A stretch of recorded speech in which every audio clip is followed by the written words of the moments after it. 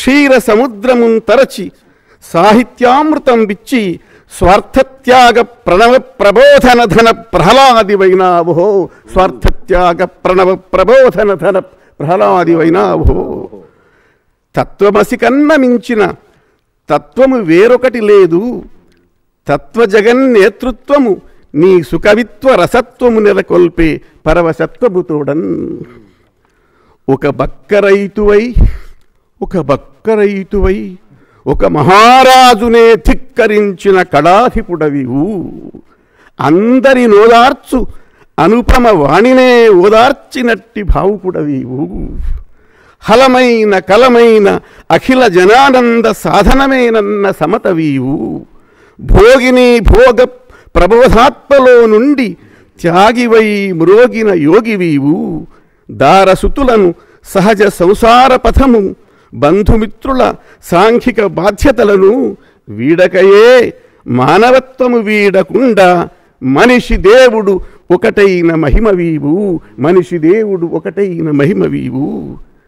కావ్య కన్యల కూళల కమ్మరాదటన్న నీ వాక్కు లోక కళ్యాణ రుక్కు.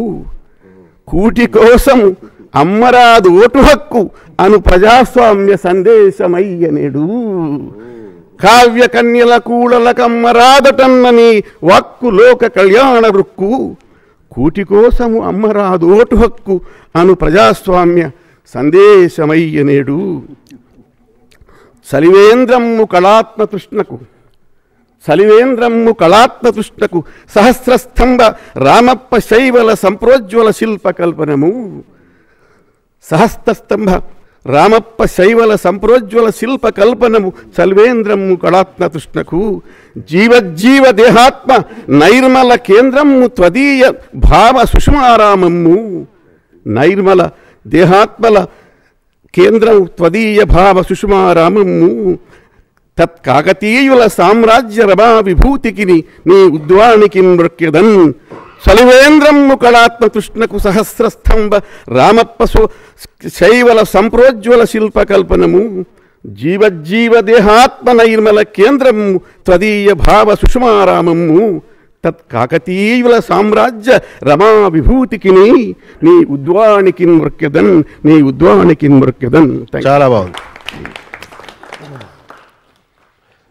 పోతన గారిలో ఉండే భక్తి, వారి లౌకిక జీవితం,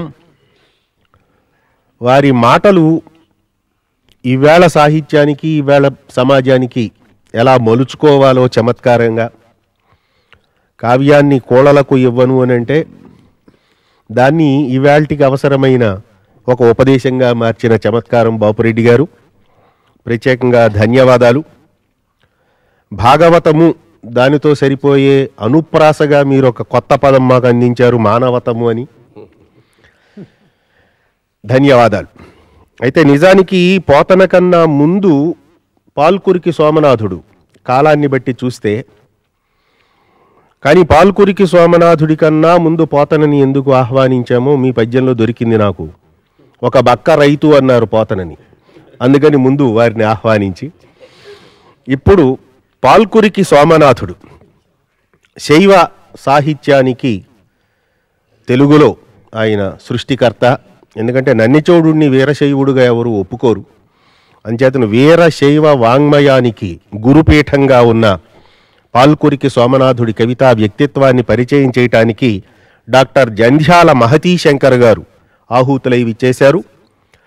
మహతీశంకర్ గారు విజయవాడలో తెలుగు శాఖాధిపతిగా చాలా కాలం పనిచేసి ఎందరో విద్యార్థినీ విద్యార్థులకు తెలుగు సాహిత్యం పట్ల అభిరుచిని అభిమానాన్ని కలిగించిన వ్యక్తి.